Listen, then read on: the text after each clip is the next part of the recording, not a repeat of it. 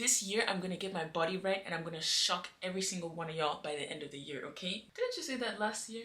I know I said the same thing last year, but this year just feels different, okay? This year just feels different. And honestly, you're such a hater.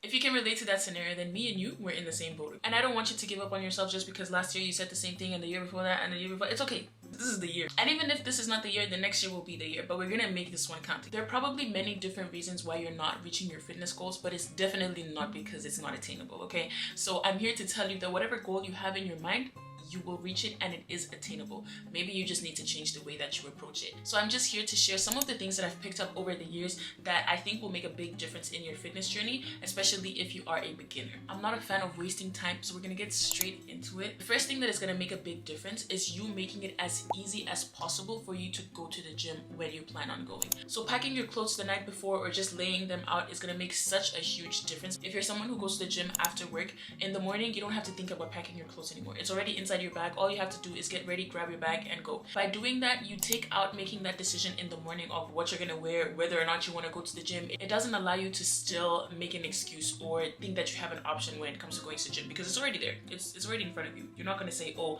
I didn't pack my clothes and that's why I'm not going to the gym. It cuts out that decision or that bit of time that you would use to be packing your clothes. Another thing I like to do is really visualizing myself in the gym the day before. I find it so difficult to end up going to the gym when I didn't think of myself being in there. Like, I need to see myself doing the thing before I do the thing. So before I go to bed, I'm thinking about what I'm gonna do the next day. I like to visualize myself being in the gym, packing my clothes, what I'm gonna work out, all of that kind of stuff, to just set myself up for doing that the next day. Because if I don't visualize myself doing it, it's not gonna happen because I didn't think of myself doing that. I hope you get what I mean. But anyway, if you're new to the gym that you're going to, scope out the gym. Take a session or two where you're gonna be on the treadmill and just look around. Just look at places where you can do like your RDLs, like things that you just don't want people seeing you doing. Figure out the lay of the land. I hate getting to a gym and not knowing where things are, because now I'm wasting time walking up and down looking for where things, and then you just look stupid, and then sometimes you're going at peak hours, so you don't even know where the machine is.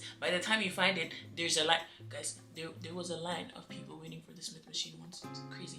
Anyway, it takes me out of my element when I feel confused about where things are. So if this is the same for you, scope out the gym, figure out where everything is, figure out where you would feel most comfortable, you know, things like that. Being consistent is one of the most difficult things when it comes to reaching your goals and everything. And we all know that to reach any kind of goal, you need to be consistent. But I feel like it's something that we all struggle with. When it comes to the gym specifically, I try to give myself a one-day rule. So if I miss the gym today, I can't miss it tomorrow. It cannot become like a habit, because if I miss the first day and I miss the second day, I'm probably not gonna go the third day either. And then it starts to snowball and do all of that. So I give myself the grace of not going on that day, but the next day I have to go. When you get to a point where you went, let's say 2 or 3 weeks consistently, you start to build momentum. It starts becoming a habit, and then that one day just throws you off. If you stay home the next day, now all of your momentum is gone, and it feels like you're starting all the way from the beginning.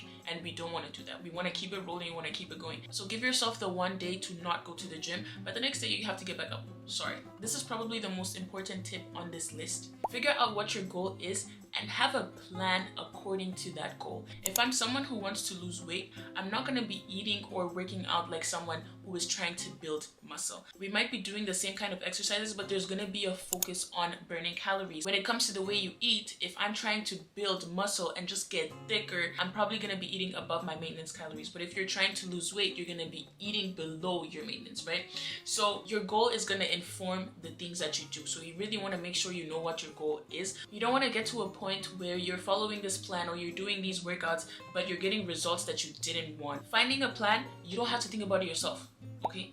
Please don't stress yourself having to make a plan. There's so many fitness influencers with guides that you can buy or that are for free. If you don't have the knowledge you need to be able to make your own workouts and, you know, put something together that's going to help you reach your goals, go find people who do have the knowledge, who are sharing their knowledge on all of these platforms that we have access to. I promise you, you can find a free workout guide and you can also find a paid one. It's going to be like, I don't know, $20, $30, $40. Don't spend more than $50 on a plan, please. So now when it comes to the actual workouts, if you're a beginner, you really want to start with machines because they're going to help you with your form. They are so much easier to use, and it's going to help you build a mind to muscle connection so that you're able to figure out which muscles you're working working with certain movements. So if you're doing this, it's working your lats, right? When you do it on a machine, it's easier to feel, and it requires less balance, less core strength, less like everything than free weights would. Once you get used to the movements and everything, you can start transitioning to using some free weights. I think that free weights are really good for loading up because some machines just end at some point. Free weights just require a lot more like control in your entire body, and a lot of the times we don't start out with the amount of core strength, back strength, leg strength that we need to do these movements with free weights properly. At this point and at every point in your fitness journey, you need to be prioritizing your form. The moment you start doing an exercise and your form is compromised, you risk injuring yourself. You're probably not going to see the gains that you want to see because you're not going to be able to load up as much because your form is wrong. Just start out by prioritizing your form and figuring out how to do the workouts before you start adding weights. You don't need to be in the gym for 3 hours. You don't need to. Don't do that. All you need is 4 to 5 exercises. Let's say on a glute day, I'm doing 4 to 5, maybe 6, I don't know, depending on the day. But 4 to 5 is all you need. I'll do a hip thrust, I'll do an RDL or a good morning, I'll do 2 accessories. You don't need to be in the gym for 3 hours every single time you go there. These are the things that burn you out or just like have an impact on your progress because you're in the gym for 3 hours, but truly, what did you do in those 3 hours? Did they really help you reach your goals? You also don't need a 5-day workout, please. Ma'am, you have other responsibilities. Maybe you have kids, maybe you have school, maybe you have work, maybe you have all 3. If you don't have the time to be in the gym 5 days a week, it's okay. You not being able to do 5 days is not going to stop you from reaching your goals. And honestly, 5 days is a lot. Like 5 days in the gym is a lot. I'm usually in pain when I go for that long. You wanting to start your fitness journey by going to the gym 5 days a week is you setting yourself up for failure because you're introducing this new habit that you have never done or that you haven't been able to do consistently. You're setting yourself up for failure by telling yourself you're gonna go 5 days and then you don't go 5 days. Now you're kicking yourself because you didn't go 5 days. And then it's like, it becomes a cycle. If it's not realistic to you and you're not able to stick to going 5 days a week, don't do it. So start out small, start out with going 2 or 3 days a week, see how you progress with that, and then add a day. You don't have to start immediately at 5. Boom, now you're going 5 days a week. You're not going to be consistent with it. Maybe you'll do it for 2 or 3 weeks, but after that, you're going to crash. Like, you're not going to be able to do it. And I'm not a hater, okay? I'm just telling you the truth. Having some kind of workout menu has also really helped me on the days where you either don't have time or you just really don't have the energy to be doing a lot at the gym. Tell yourself, okay, I'm gonna do 30 minutes on the Stairmaster, or I'm gonna do a 30-minute incline walk, and that way you still show up for yourself and you're still taking a step to reach your goal, even though you're not doing the full 2 hours. You don't have to scratch out the whole day. Don't scratch out the whole day. Give yourself a different option, and that way it makes you more flexible. You also want to track your weights, sets, reps, things like that. If you're trying to grow muscle or progress in any way, keeping track of that like on your notes app or just having a little notebook where you write it down is going to be very helpful instead of just keeping it inside your head, because you writing it down somewhere is just going to make your life easier because then you don't have to remember it off the top of your head. And honestly, my memory is not that good. By the time next week comes, you're not going to know how much you did on your hip thrust anymore. You want to always incorporate micro progressions so that you are seeing results and you keep pushing yourself to reach those goals, right? So if you're training for hypertrophy, you're going maybe 3 or 4 sets and you're doing, I would say 6 to 8 reps is kind of a nice sweet spot where you know that the weight is challenging enough for you. Once you're able to do 3 sets with like, let's say 8 reps and it starts to feel easy, add some weight. You want to keep on progressing.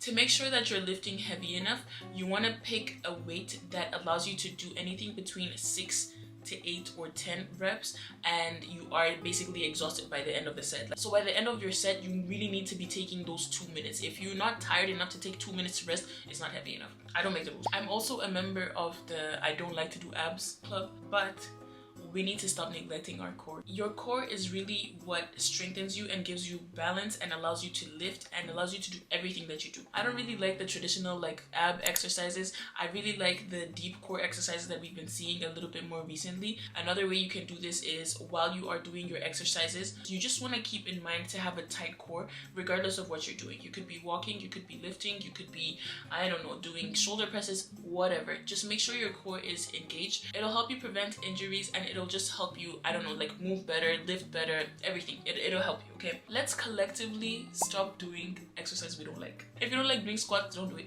If you don't like the Stairmaster, don't do it. There's probably 2 or 3 or more variations to the thing that you don't like doing. Just pick one. There's so many variations to the different kinds of exercises that we do.